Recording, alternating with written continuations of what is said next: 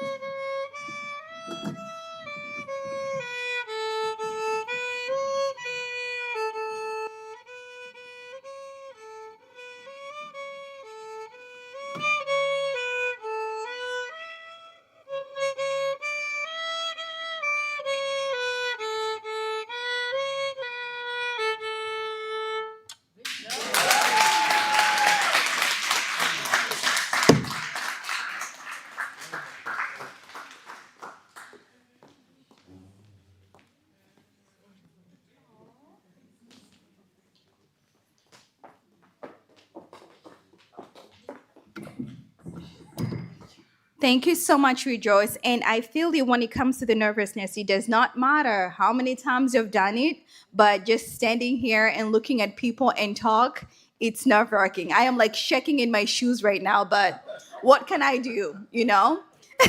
Yes. So we have our dinner ready. So I am just going to. Do we need to pray again? Do we need to pray for the food? Oh, it's done, right? The food has already been blessed, right? We've okay. Okay, all right. So the food has been prayed for already. So we can pray again. Okay. Would me pray without ceasing? Yes, sister, preach. Okay, all right. I will pray for the food then. Let us pray. Heavenly Father, we thank you for this wonderful evening. We thank you for the gifts that have been prepared for us this afternoon to eat and share. Father God, as we eat, we are doing this in love, and we ask you to bless the food, bless the people who will eat it. Let it nourish our bodies so that we might serve you. Thank you, mighty King. We pray and ask all this through Jesus Christ, our Lord and Savior. Amen. Amen. Right, so DJ, give us some music as we orchestrate the way to the food. Thank you.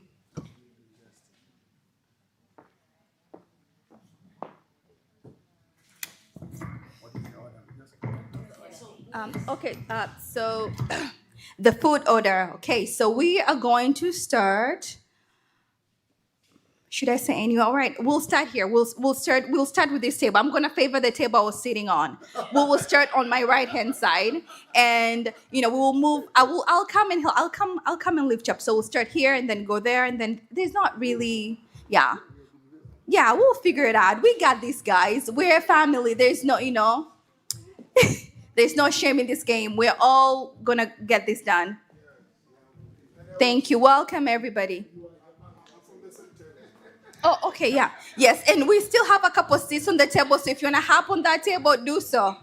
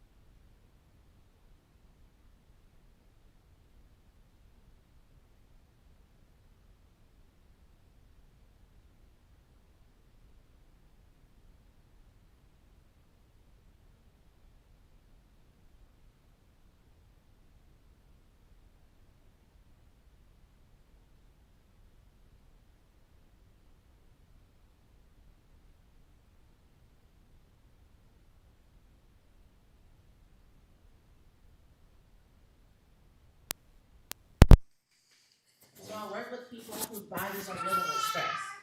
Sometimes from injury, and sometimes the stress is from life. One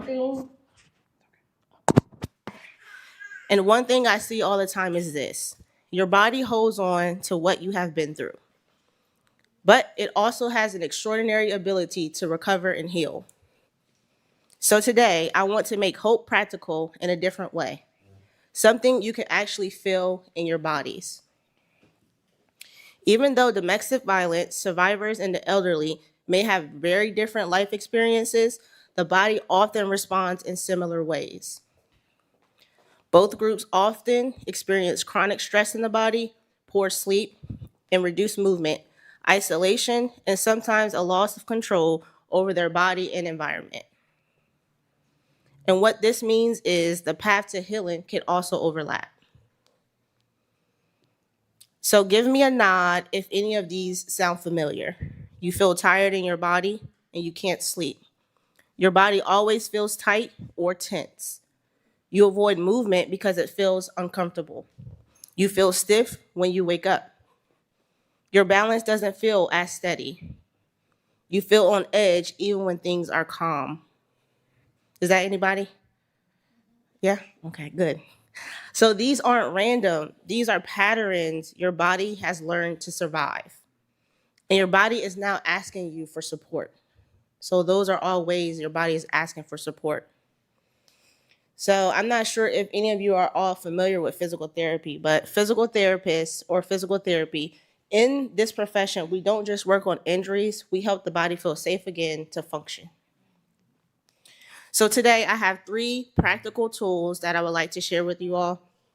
And here's number 1, breathing. It's one of the fastest ways to calm your nervous system with your breath.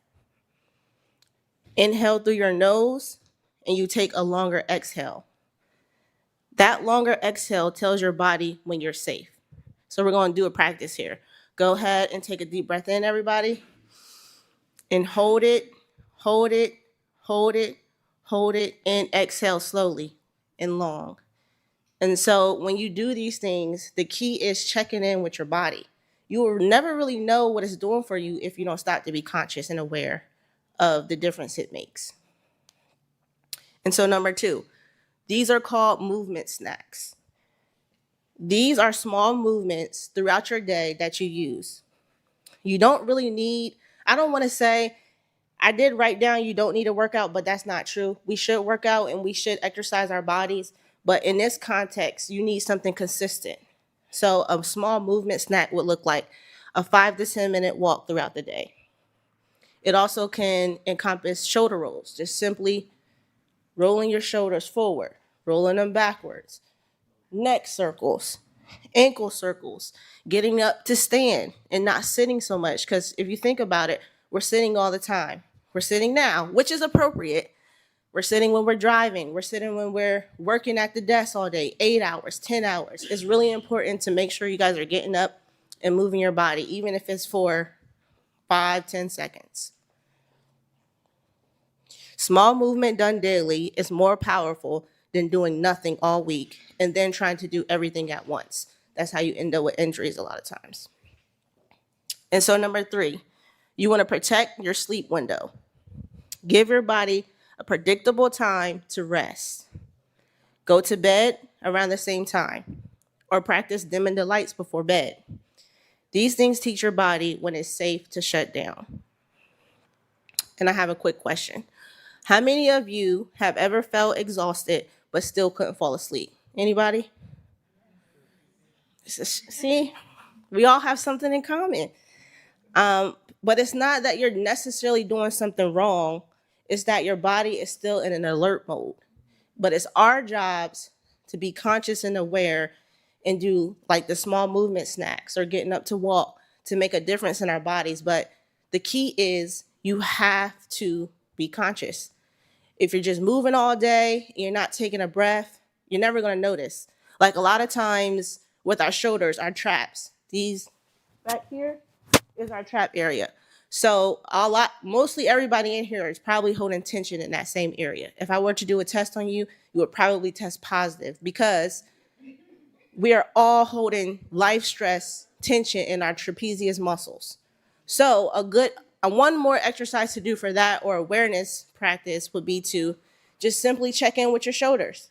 When you check in, you just, you're walking, whatever, and you stop for a minute and you check in with your shoulders. If they're up high, that's wrong. They should be down and back. Down and back. Now, don't just hold in that position. That gets uncomfortable, but you want a nice, comfortable position when they're down and back. Okay? So those trapezius muscles, you just want to check in throughout the day. See if they're uptight like this, make a change.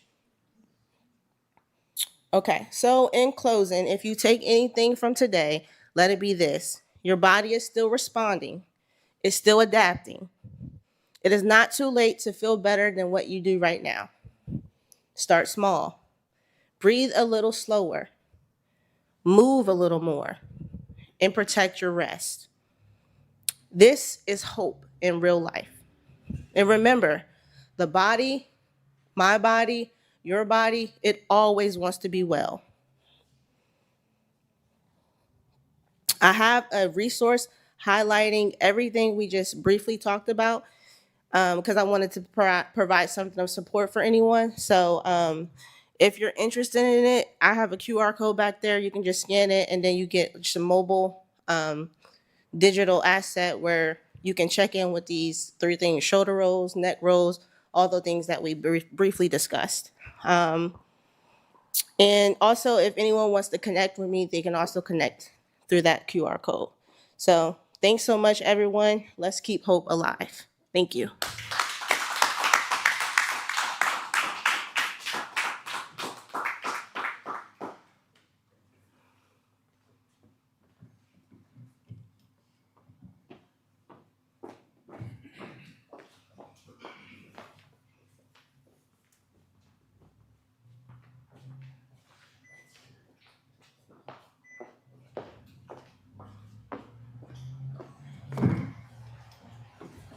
Thank you so much, Dr. Jackson. I do not want to butcher your first name, so thank you so much for reminding us that our health is our wealth and giving us those few tips to take care of ourselves daily. Thank you so much. Our next speaker is a very interesting lady. Her name is Alice. I'm just trying to confirm whether it's a doctor. We do have quite a few doctors in the house today, which I am so very impressed, especially with most of them. Well, is it all of them being women? That's a very inspiring thing. I mean, right? Can we all put our hands together for these ladies? Thank you so much.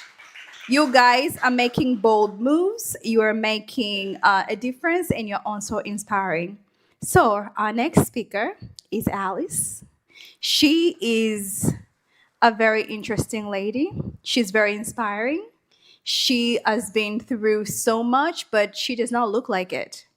She is going to tell us a little bit more about her journey and how she came in contact with Violet, and yeah, and a few more things in details. I do not want to ruin it, so can we all put our hands together for this amazing woman?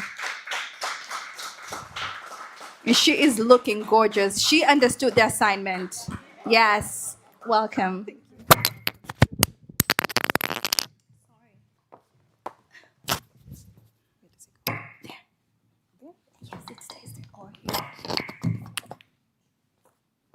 Hi, everybody. Hi, good evening. Just a second, let me get myself situated. Good evening. You are all looking beautiful. First of all, I want to thank you all for being here tonight and for honoring our Violet's invite. Thank you. Thank you for coming. I want to thank my sister Violet Namwitanga. I call her Dada. Now I'm switching to Swahili, Lord. I call her Dada. And from the day that I met Violet, I used to see her on social media, and I had read a little bit about her story. And then one day I had tried requesting on her Facebook, and she hadn't responded. So I used to look for her number, and I was like, I need to speak to this lady because her story resonated so much with my story. And then when I finally got the number, we met. And believe it or not, we spoke for like 5 hours. We talked and talked, and I was like, these stories can't end today. So we're gonna plan and meet another day. And I did invite her. I told her about my foundation that I was launching, and I did invite her to come and be a guest speaker. And she was like, of course, I'll come and do that. And that's when she told me she also has a foundation that she's had for 3 years. And I said, why are you sitting on it? You know, bring it out here. We need to know what you do. And that's how today is happening. But she's been having it, but that's how the conversation of having this event today started. Before I carry on, I want us to do a simple exercise. I want all of us to close our eyes. Close your eyes and have some, breathing in and out. I want you to forget about the titles that you have. If you're a doctor, if you're a mother, if you're a husband, your eyes are open. Close your eyes. So forget about who you are for a minute and just think about who you are as a human being, the things that you have carried in your life or even carrying right now. Think about you being in this room or somewhere else, or you've been in a room whereby you're surrounded by music, laughter, people, but you have felt lonely. I'm that lady who at one point I would be around people, surrounded by people, but I was lonely. So I feel you today. If you're here and you're going through something, and you're here, you're looking at all of us, and you look at everybody's looking pretty, handsome, and you're wondering, God, when are you gonna come through? Or when will this end? I wanna tell you that we see you, we feel you, and there is hope. Open your eyes. Thank you. So thank you. My name is Alice Wamburi. I'm a mother of 2 boys, Rayson and Dylan, a 13-year-old and an 11-year-old. And that's my greatest, that I say I work in corporate. Those are my bosses. So that's my greatest job that that's my corporate work that I do. Above that, I'm originally from Kenya, and I'm a thriver of domestic violence. When people see me, they look at me, they like what they see today, but nobody knows the journey that this lady here looking all beautiful and smiling has been through. And I want to encourage someone who is here, and even the ones who are watching us, that no matter what you're going through, there's hope. All you need to go is wake up every day and purpose to live. I grew up in a home, and I like repeating this. I grew up in a very wealthy home. I didn't lack for nothing, but I grew up in a home where there was poverty of peace. What do I mean when I say poverty of peace? A lot of us are in homes, you have big cars, you have careers, but things are not okay. Maybe you're in a home where your marriage is not working, but you wake up every day, you put your suit on, and you go work and you do what you have to do in this life. But inside, you're broken. So I lived in that home. There was a lot of financial abuse. Not that we didn't have the finances, but the finances were there, but we never felt like the finances were there, if you know what I mean, because my mom was a stay-at-home mother. There was a lot of emotional abuse. There was a lot of, I remember the first abuse that I experienced was the people who were taking care of me when I was a young little girl. And so I was forced to stay silent for the longest. And so I grew up being silent. And we have those kids here who are growing up in homes. Their voice are not being heard. They're growing up in homes where they can see mommy and daddy arguing. And even if they're not, like my father was never a violent man, but my father was a polygamous man. And I don't care how many times people keep saying that polygamy works, polygamy hurts. It doesn't work, it hurts. There's one person who is not going to be happy fully. So I'm not against it, but all I'll say is one person or one family or some kids will not fully be happy. And so I grew up in that kind of a home, went to good schools, was taken to London when I finished high school, was given the best education, but still I was broken. And then I got married and got involved in a marriage that was very abusive physically, financially, emotionally, psychologically. I've been told everything. And at one point, a lady who loved to do her hair, do her nails and everything, I had to go to a barber shop, cut my hair, stop doing my nails, and I got lost somewhere. I couldn't be on Facebook. I didn't have a phone. I got disconnected with the world. And I see a lot of people asking people, how did you get to that place? Even me, I can't be able to tell you how I got to that place, but you can get to that place very easily. And the people surrounding me, because I would wake up every morning and be smiling. I would go home to my parents after a night of fighting all night, and we'll go, there's a function, and I'll be there smiling with my baby. So nobody ever thought what I was going through because I showed up every day. And that's what is happening up even today. Like the whole of this month, we have seen a lot of femicide. All these men killing women and all these women who are committing suicide, when you see them, they don't look like they're having something. But they wake up every day and you show up because that's what we have been taught. Abuse has been normalized for us. So you wake up every day, do your makeup. You know, if it's men, you put your suit on and go face the world. But when people come home, the walls, if the walls could talk, they will talk because that's where everything is happening. So I was in that marriage, and I remember I left when my son was 1 year and 3 months. And it took a lady, and this is what I keep saying. If you have a friend, either a man or a woman, and you can see and you can tell things are not right, sometimes don't wait for us to get out of those places. I didn't know how to get out of it. I was so tired that I would wake up every day and just stare at the wall because I was deep in my depression and everything. But it took one lady telling me, you need to get out. So she paid for a ticket. I came back to, because I was in the village, came back to the city. She took me to a therapy, a counselor. And I will never forget that lady. When I walked in, she looked at me and she said to me, that marriage needs to end. And we have to normalize telling people the truth. Marriages do not have to last. Some marriages need to end like today. She told me, you don't need to be in that marriage. And if you carry on within 6 months, you'll be buried. And she narrated to me how my funeral will be. I'll be there in a casket. My son will be there. And I was pregnant then. I was 3 months pregnant. So she was like, you'll be in the casket with your baby and your son will be there. and your ex-husband will be there, and probably the woman he's seeing will also be at the funeral because she's coming to support your husband, and they'll have the freedom to carry on with life. But your children will never have another mother. And when I left that office, I told her, I don't need to take any medication. I don't need to do anything, but I know I need to survive. That lady went and got me a mattress, a small, in my country we call them meko, just a small cooking thing, one mattress and dinner for that day. But I remember the peace I had that night.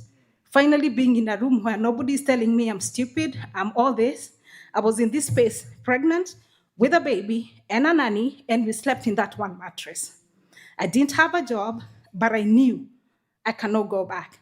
I went back to my parents. My parents were like, God hates divorce. This is why you church people come in, because you keep saying God hates divorce, and it's true. God doesn't like divorce, but God loves divorced people. So God loves me, God loves you. If you're divorced, he loves us. And so when I went home, I had one parent who was like, that's my daughter, come home. And I had one parent, and bless my mother, that's all she has known because she has lived in a home. Abuse was normalized for my mother. So she told me, if I survived, you will survive. And so I have a lot of compassion for my mother because she only gave me what she knew.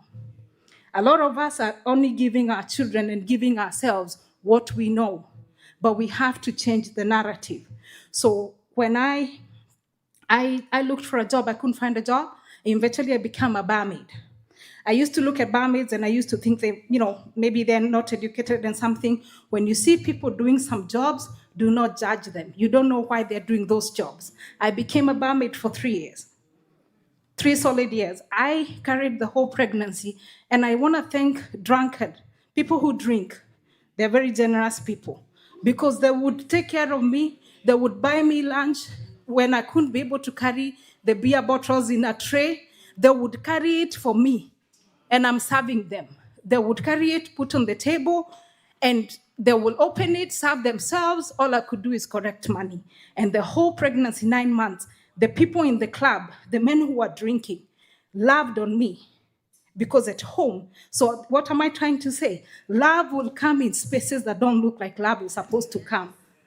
That time I couldn't even go to church. Church had rejected me. I had embarrassed the church. So church was not a place for me to go. But I had my baby. And 2 weeks after having the C-section, I went back to work to selling alcohol. I would walk around with my wound, but and I didn't want anybody coming close to me because I don't want you to hit me because I still have the wound. But one thing I did, I was very prayerful. Although I didn't believe in God because I was like, you have let me down. I'm not supposed to be a barmaid. So I would pray, but I used to ride on somebody else's faith because they would tell me I would make it. Short story, I lost my dad in 2017. He was my support system. He's gone. I'm here now, no job, nothing. But God came through, and I ended up coming to America.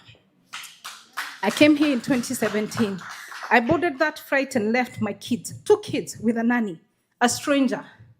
I didn't know what I'm coming to find here, but I had faith. And I was very hardworking, and I was determined to make it.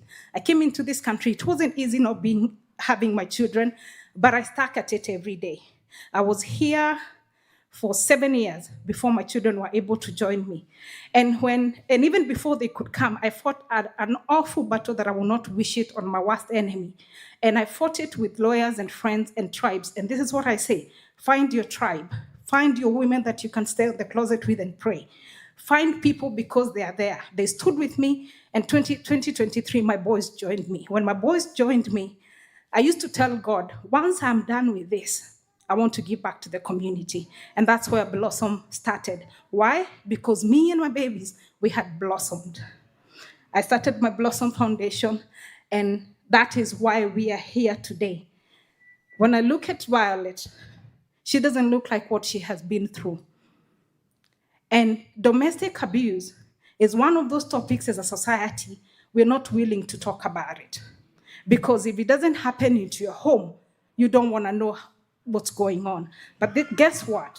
That brother that you have and you love might be an abusive husband to someone. That sister that you really love, and she's a very good sister, she might be an abusive person to the husband. So we have to start normalizing having these conversations. If I come to you and I tell you that my marriage is having issues, I'm being battered and I'm doing, please find me a solution. There's this thing people keep saying, oh, it has to come from them for them to want to leave. Some of us, it will never come from us. We are so used to these abusive people, the trauma bonding, that you can never leave. But keep coming. Keep talking to me. Keep encouraging me. Keep taking me to places until that day when I'll be able to leave. I left 7 times, but the 7th time I left completely. And tell your story, because every time, the reason why all these things are going, people are ashamed of your story. You cannot ashame me because of my story. I own my story. I lived that story. So if you're here and you have a story, speak it. Do not be silenced into secrecy, because whatever you walk with thinking is a real secret, it will keep you in those places. Now, nobody can tell me about abuse. I've lived it. I have survived it. Do I believe in marriage? Yes. Do I believe that I'll walk down the aisle again and get married? Yes. But before I get married, I'll be one person who has worked on me. Because the reason why my marriage didn't work is because my ex-husband found a very broken girl. I walked into a marriage, a broken woman, but I didn't know. And I also married to a broken man. I have worked on myself. I have worked on what made my marriage end. Has the other partner worked on what made the marriage end? And we have to own. We can't keep blaming men are dogs, sons of Pharaoh, no. We can't keep saying women are toxic. When women get empowered, we keep saying women are becoming toxic. Women, once they get empowered, they don't listen. There's nothing wrong with women and men. The problem is people are meeting when they are broken. The worst thing you can do is start a home when you're broken, because that home will never become a home. It's not until I worked on who I am. It's not until I worked on how do I like to be loved. It's not until I worked on what are my attachment styles. It's not until I have a lot of masculine energy. I was brought up by my dad, so I am very aggressive. So you can imagine, I am very aggressive, I have a lot of masculine energy, then I get married to a man who is waiting for the woman to show up in their feminism self. I am the wrong person. We'll keep arguing, because I remember I would see the bulb is not working. If I tell him he doesn't do it, I'm up the ladder fixing the bulb. To him, that's disrespect. To me, that's standing on business, because that's what I was taught by my father. To do things. I can change a tire. If my tire is not working, I don't need to call my husband. I'll change it. But to an African man, that's disrespectful. No, I'm just saying, like, the roles. So it's not until I've had to work on myself to bring out the feminine side of me. And a lot of us, some of us have grown up in a home where you've never seen a father. You've never seen a husband. So you get married today. You don't know what to do with that husband. And that's where issues are coming. It's just the small issues every day. All of us, even when we get married and have babies, nobody knows how to bring up these babies. We are all learning. So if you get married to me, sir, we are learning. I don't know. You don't know. So we need to learn. Let's not walk into these spaces with expectations. Nobody has the manual. Everybody is learning. And it's a game of give and take. So thank you, Violet, for this organization. And I'm calling to a lot of you women and men, because one thing I've noticed is a lot of people have stuff in them. Everybody has something special in you that you can do. And we are all sitting on it. We are all sitting on it. Everybody's like, I don't want to be the one who started. I don't want to be the one who said. Start something.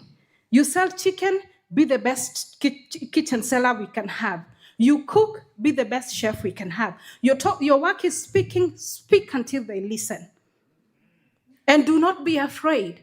Your job is not how they will take it or how they'll handle it. That's upon them. As long as what you're doing is right and you believe in it, then nothing should stop you from being who you're supposed to be. Above all, let's pray.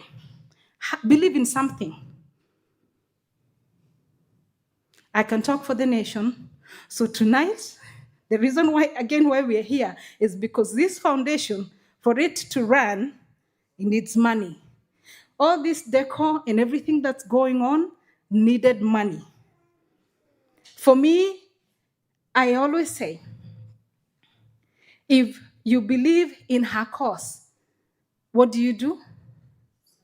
You support. If you're able to support financially, and which we're gonna do today, we do that. If there's something that you're good at, maybe you're good at decor. If you're hosting an event, come bless that event with your decor. Whatever you're good at, because you're blessed with something, come give it. So tonight, I want us to bless Violet. I don't know how we're gonna do this. Come on, Violet. There are three ways. Uh-huh. One, you can just start by yourself by saying, I'm giving 20,000 to Violet, and let other people do.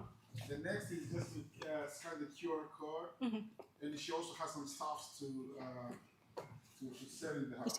This is the QR code. Yes, on the table, there's this paper. So what you can do, you can scan and donate and share hope. Also, there's every contribution makes a difference, or you can follow them also at Flying Angels of Hope. Our mission is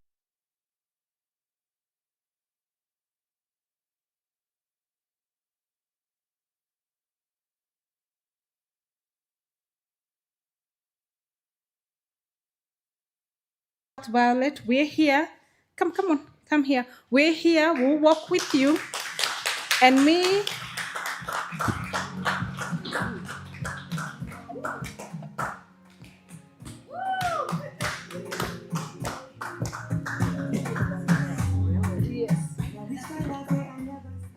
and Violet, we will be having a podcast very soon. And our podcast is going to be raw and candid. So if you're coming to listen to things from the book, that will be the wrong podcast. Ours will be what we have been through, what we know, because I think I have read books, but what has resonated with me most is when I hear people telling their stories from what they have been through.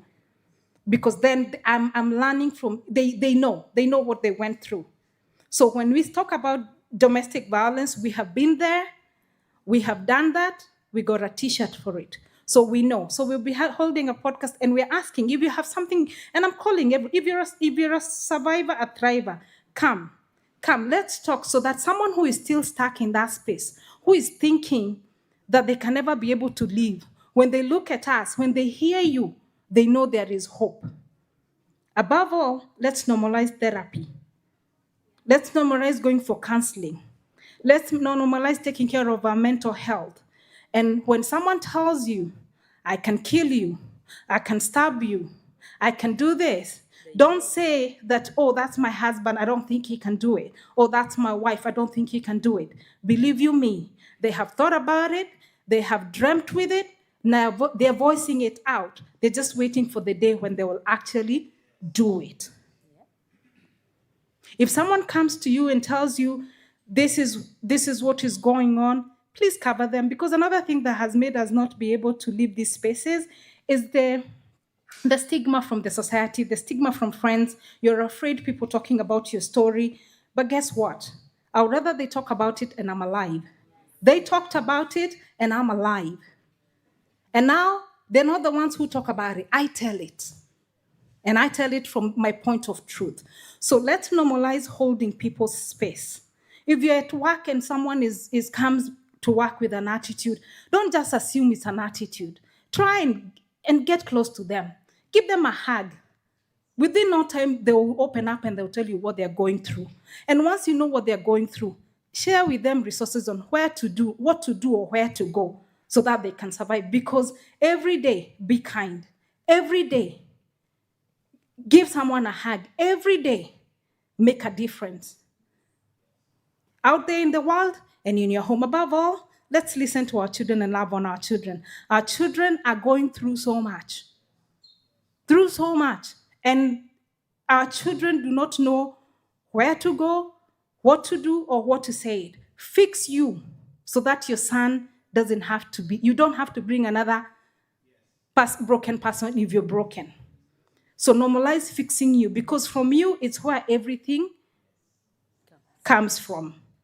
Above all, love you so that you can be able to love everybody else. So if you're a married man today, love on you so much so that you can be able to love your wife, love your children. If you're a wife here, love on yourself so much so that you can be able to pour onto your children and your husband. Above all, let's not stay quiet when abuse is happening. Do not say you know Dr. So-and-so cannot be abusive. You do not know them. If people say so-and-so, let the law take its course. Let the investigation take place. Because another thing that I've seen is, we know someone is an abuser, they get arrested, the whole community, because of who they think he is, you rally around him and get him out. And then he carries on doing what he does. Women, especially abusive women, it's very hard to know abusive women, because women, if I come here and scream and say he hit me, they'll listen to me first before they listen to what happened to him. And we have a lot of abused men. And the sad part is, men do not talk. And when they talk, the society shames them. The society asks them, what kind of a man are you? And especially in this country, there's a lot of financial abuse on our men. There's a lot of emotional abuse on our men, because we won't hit them, but we will tell them words that cut really deep. I can talk about abuse until the cows come home. Thank you all for being here. God bless you.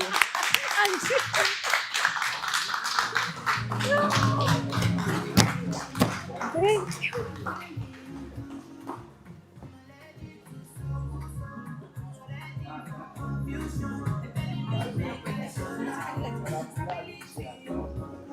Let's give her, she forgot a point, until cows come home. It would be very wrong of me to leave this place without acknowledging one Love Tribe. There's some ladies who are here. It's a huge group called Love Tribe, and we normally go where, if we have an event, we invite them and they come. So Love Tribe, I want you to stand up. There were a few of them left. We call Mr. Daddies, you need to stand up. You're part of us. Yes. So this group, we meet every 2 months. We give out some money, and we cook, and we go to one place. They host us, and that's one day that we just go and just eat and celebrate each other. And for me, that's the only one day in 2 months that I go out and come home weird hours in the morning, and I'm very happy. So don't leave the Love Tribe, and thank you for coming. That's wonderful. Community building, community. Let's give them a hand of applause. That's wonderful. Okay, Jackie. All right.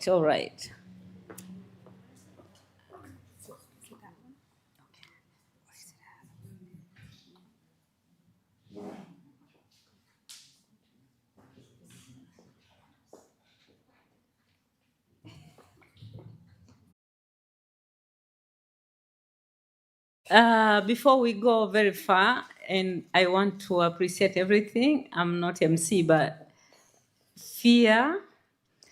We have my daughter, her name is Abigail, was supposed to be here and deliver a poetry, but she's not here. She's not feeling well.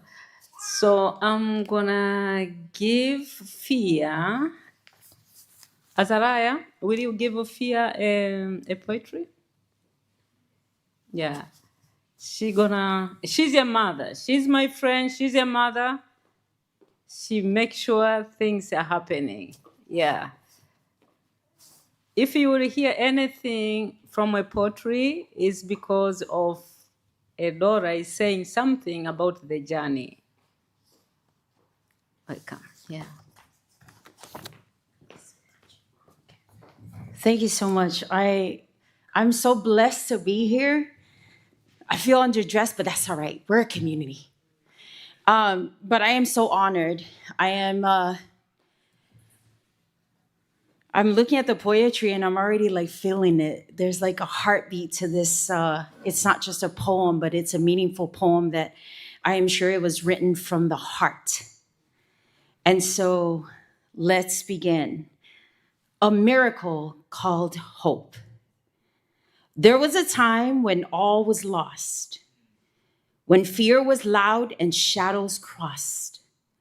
But even in the darkest night, God held us close and gave us light.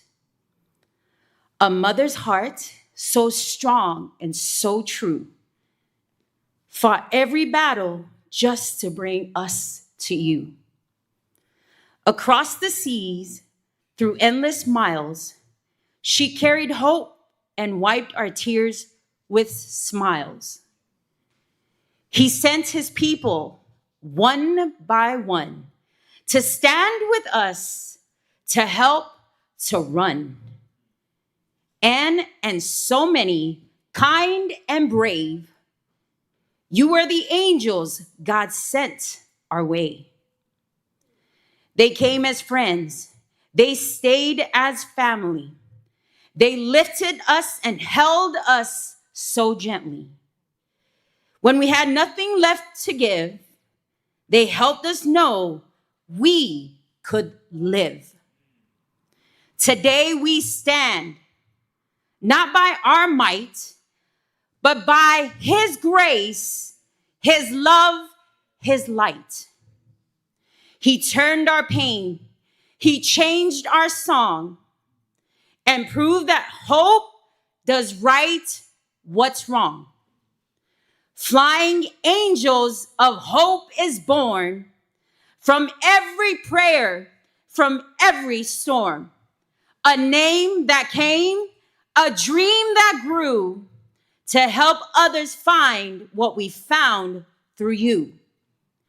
So let the world now hear and see that angels walk among us, yes, in you and me. Be the hope, be the hand, be the reason someone can stand.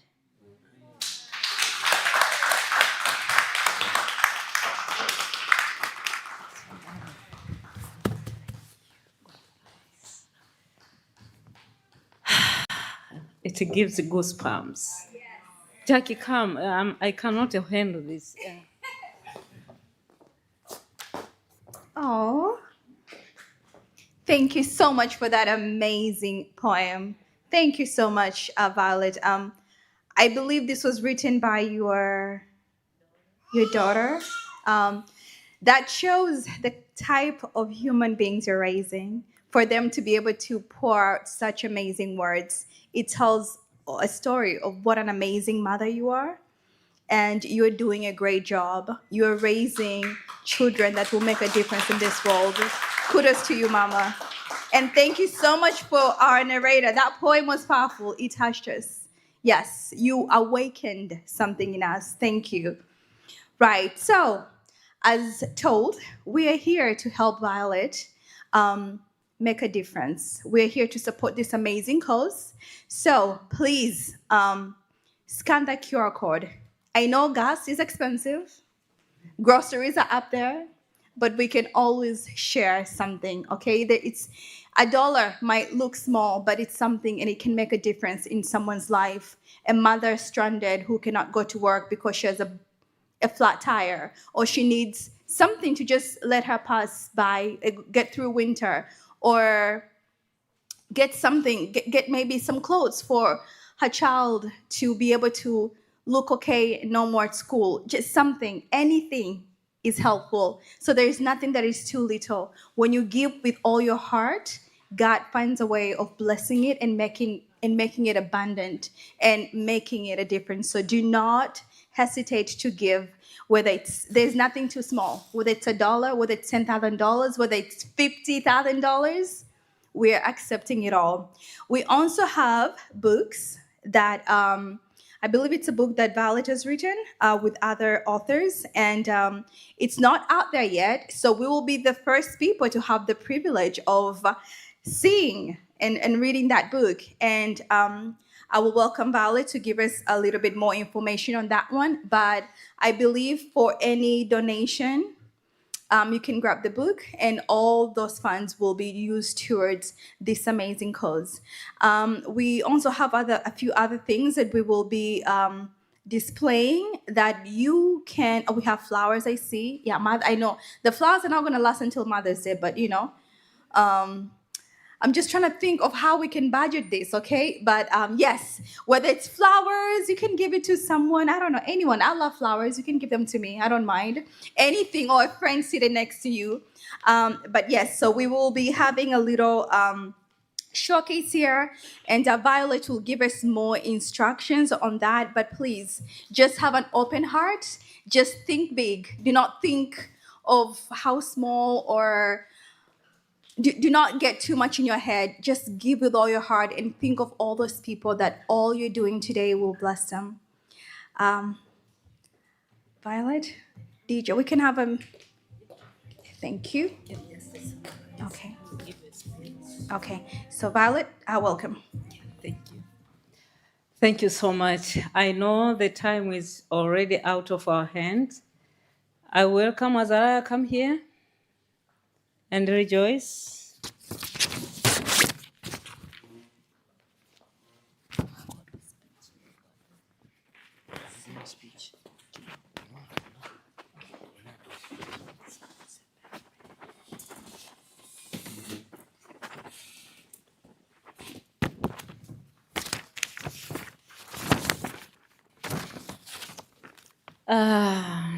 Is a family of musicians.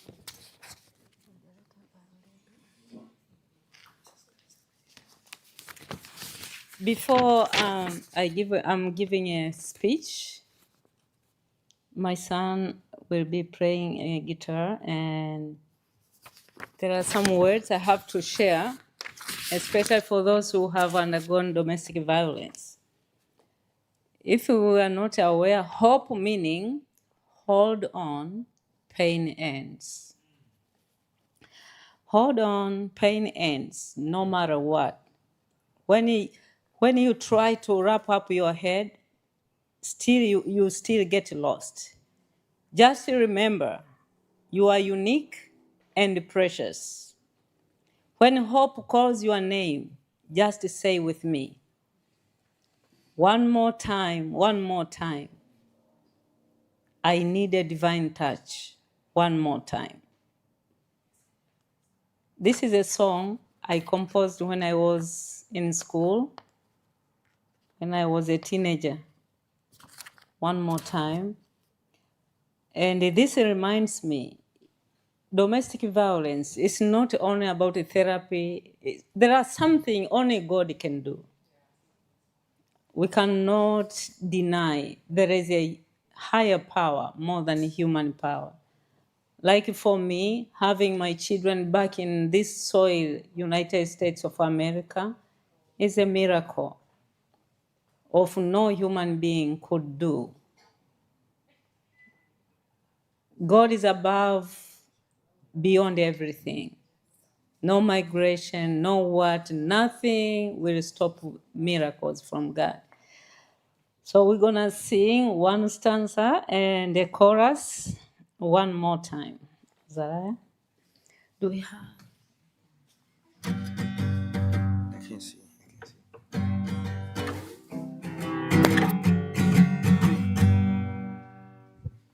We have come in your presence one more time. No one else in this world is like you. Let's start.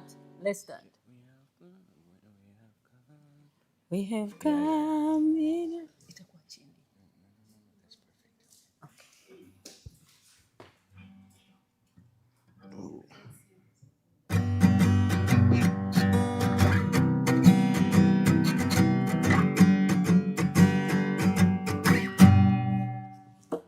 We have come in your presence one more time.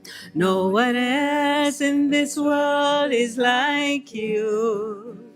Lord, you're worthy to receive honor and glory. Lord, we need your divine touch one more time. One more time, one more time. Lord, we need your divine touch one more time. One more time, one more time. Lord, we need your divine touch one more time. No place to lay our heavy burdens. No one on earth can give us peace. As we walk in this world, precious Jesus, Lord, we need your divine touch one more time. One more time, one more time. Lord, we need your divine touch one more time. One more time, one more time. Lord, we need your divine touch one more time. Lord, we need your divine touch one more time.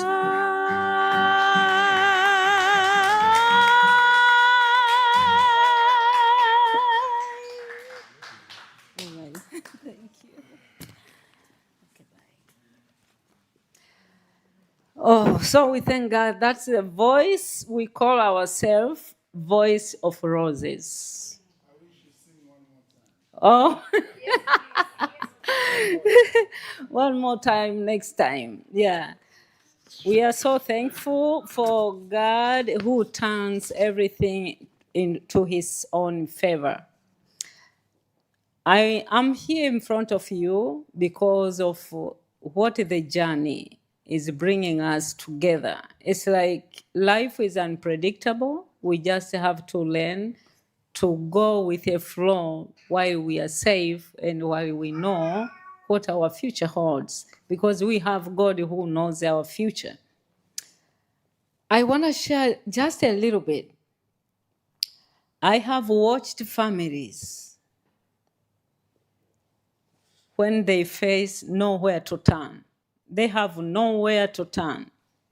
I have sat down with women whose spirits were crushed, not with a stranger, but crushed with the hands that were supposed to hold them and to love them. I have watched women who gave their all to keep their marriage, to turn, things were turning against their will. I have also watched men who suffered in the hands of women, who they exchange vows like they will be together for the rest of their life. That's what we call domestic violence. When you are dating, when you are in a relationship, you never know anything coming. But that is a journey. Journey, it is a paradox, but God knows why He's allowing those stuff to happen. And also, I have looked into the eye of elders, seniors, who gave their whole life to their families, who devoted their lives to save nation, who devoted their lives to make things happen in this world. But when the sun goes down, they find themselves alone and lonely. Pick Up Roses is a program under my home care agents, which goes beyond activities of daily living. That's why I have these flowers in front of me. Roses, you can see, you will never have a rose without thorns, right? That's life. You cannot, since you are born, you are just a happy camper since you are born until you die. That is not life. Even the beauty of life cannot be there. And if you see roses, there is a lot of colors: white, yellow, pink, red is common. But the knowledge behind these flowers, it's like these thorns, it's like I feel lonely, nobody loves me, I'm anxious, I forgot stuff. All those are the thorns. But we are here to flip the script. Like, no matter what is happening in life, focus on what works. Focus on your life. Focus on positivity. It might be, it is not easy, but it's doable and it pays a lot. Like, even if everybody have both sides, good and bad. So for you to embrace, even in domestic violence, many people, they stay, they assume the thorns will go away, and they don't. But for now, end of my speech, I'm saying about elders. There are elders who are vulnerable. They just need something to boost them, but they cannot support themselves. We are here to support them. And not only that, like, what is happening?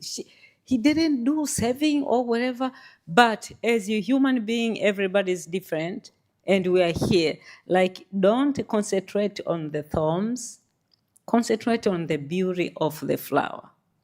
And the flowers is when you will feel good when you look into the flower and everything, and leave alone the thorns.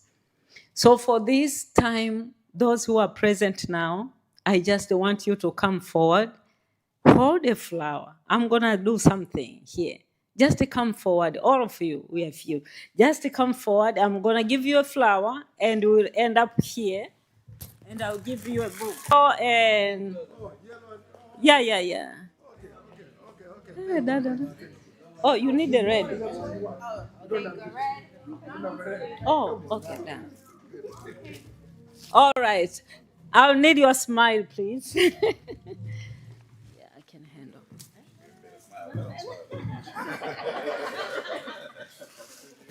All right. Are you okay if you can come this way a little bit?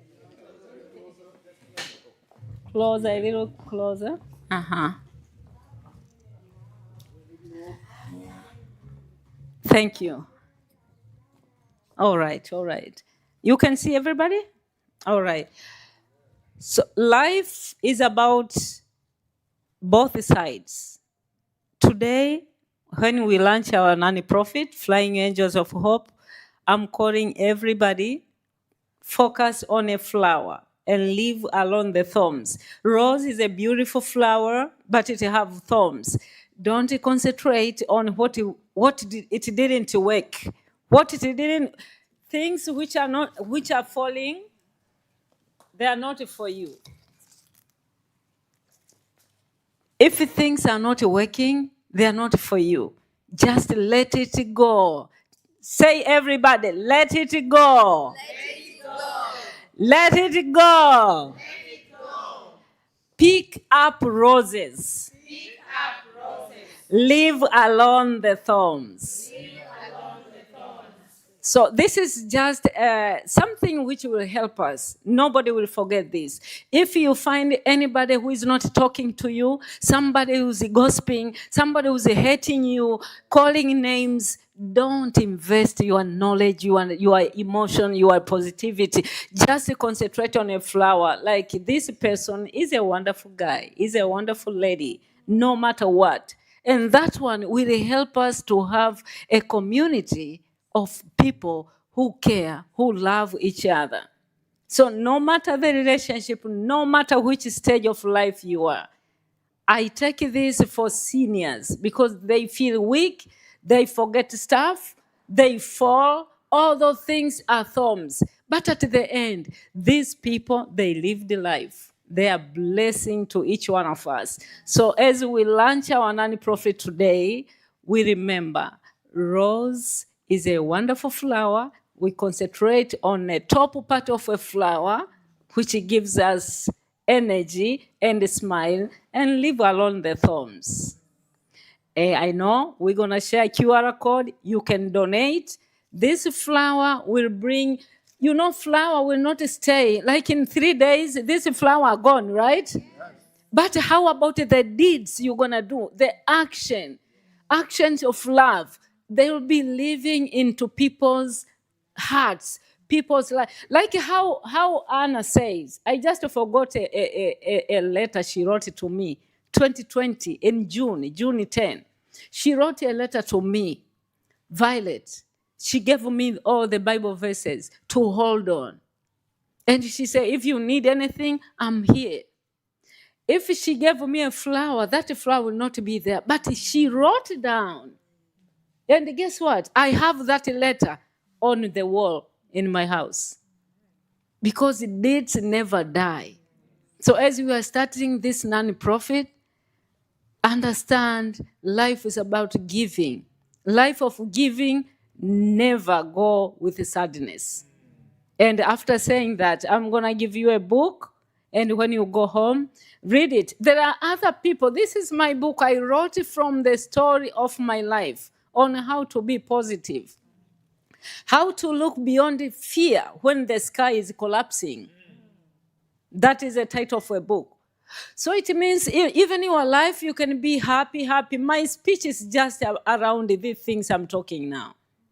You have to have those 12 mindsets, being unstoppable, being unmovable, being unshakable, unmoved, untwisted, unsteered. You are just there.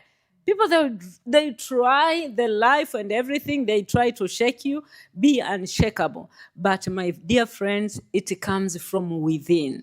Anything comes from without, it will never stay. So, but anything comes from within. So this book, we're going to go with it. I'm going to sign, and you give a friend who is feeling sad or during any challenges. Just hold this book. How to look beyond fear when your sky is collapsing. You see the sky is beautiful outside, but something may happen.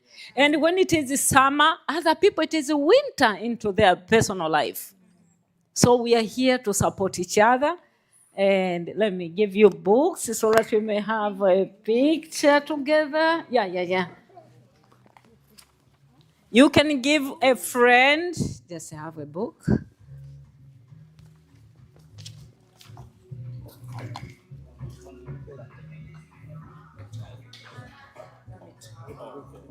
Yeah, if you have a friend, take 2 books. Yep. Yeah, take 2. I have extras. Okay.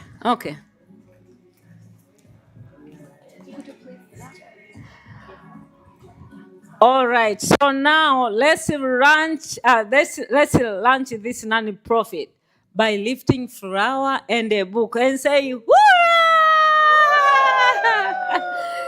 Yeah. Thank you so much. That's wonderful.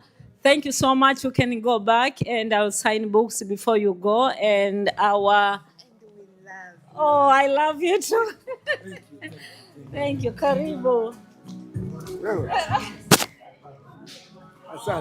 Jackie, unaweza kuita mtu yoyote akaomba, afu mimi nitakuwa na sign vitabu. Okay. Ulinunua? Ulileta? Iko wapi?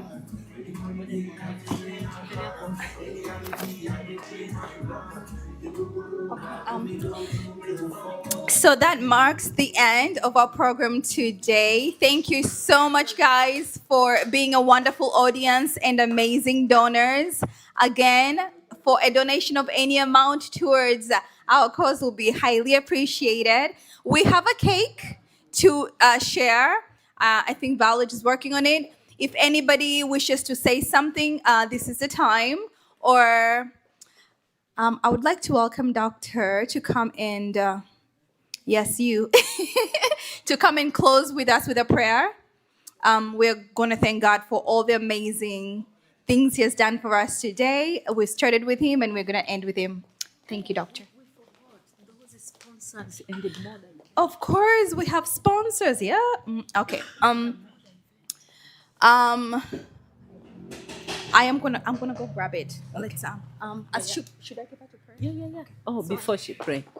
My dear friends and everyone who is watching, we are here in this event venue because someone donated amazing gift to this non-profit. Moda event venue. I have to say this, and thank you for reminding me. Thank you so much, Salem, and please come forward. I need you here. It's amazing.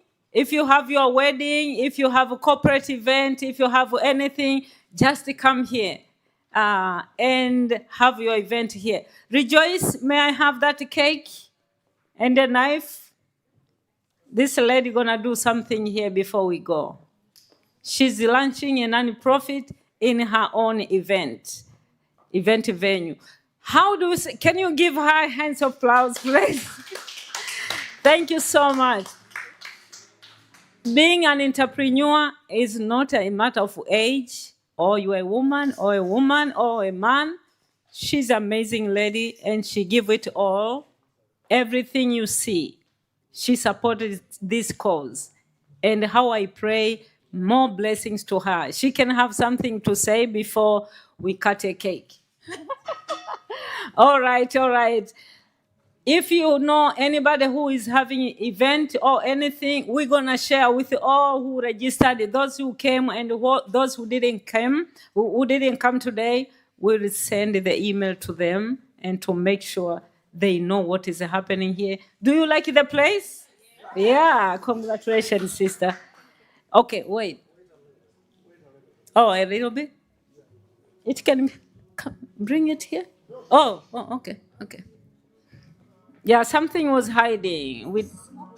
Oh, we can have this. This one. Okay, wait. This is small, it's good. Yeah. Bring it. Okay. Rejoice.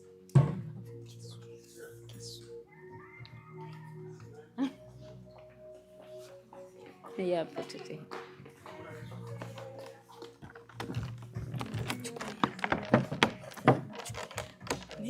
Take this. Somebody decided not to write anything on a cake. It's a white thing, and the event venue is white. Everything is white, and that's how we are starting a journey.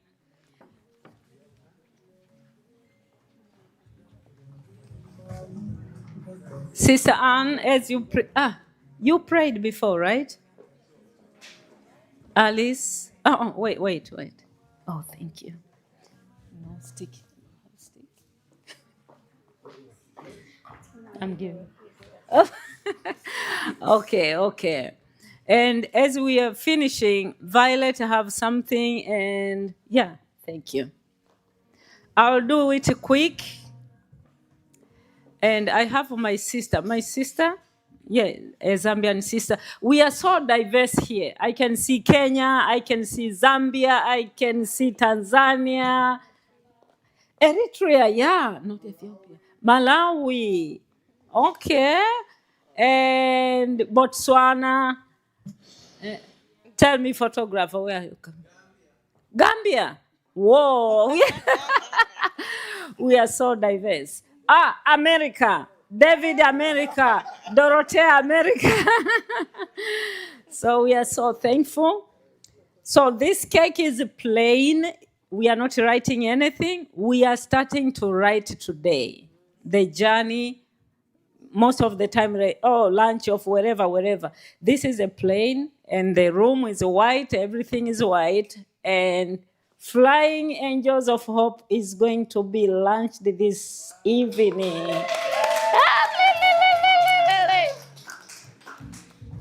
All right, so what we're gonna do now, can I have it? So Salem, my dear sister, I'm so thankful for what you have done to trust me and believe in me that I can do something big in your event. So this is a sign of appreciation. I know I will send appreciation, but this is just a sign of saying thank you, asante in Swahili, for your donation. Oh, that's good. Thank you so much. My sister will pray, and we're going to have this as we go. We can be talking as we go. Pray. Let's stand up, please. Let us pray. Father God in heaven, we thank you, Lord, for this wonderful time you gave us to come and learn and to have an experience of what these great women are doing. Thank you, oh Lord, for this time we have gotten with them. Bless their organization. Bless their mouths they are talking to the people. Bless those families they are helping, oh Lord. There's nothing we can do without you. Be with us as we be leaving this place, Heavenly Father. Guide us and let us drive safely back to our homes. In Jesus' name I pray. Amen. Amen. Amen. Thank you. Can I have David here? David and Alice. Let's have a picture. Let's have a picture together. Alice, Anne, and yeah, come. We can put it there. Somebody can be cutting and give it to people. Can you help me cut and give to people?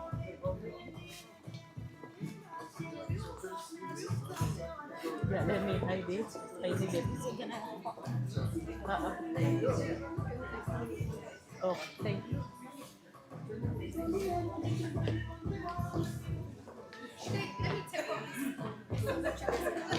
Yeah, we just have a picture of together here.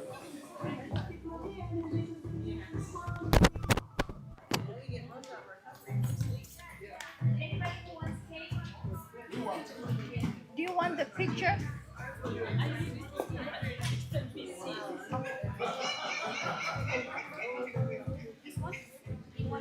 Yeah, it gets there.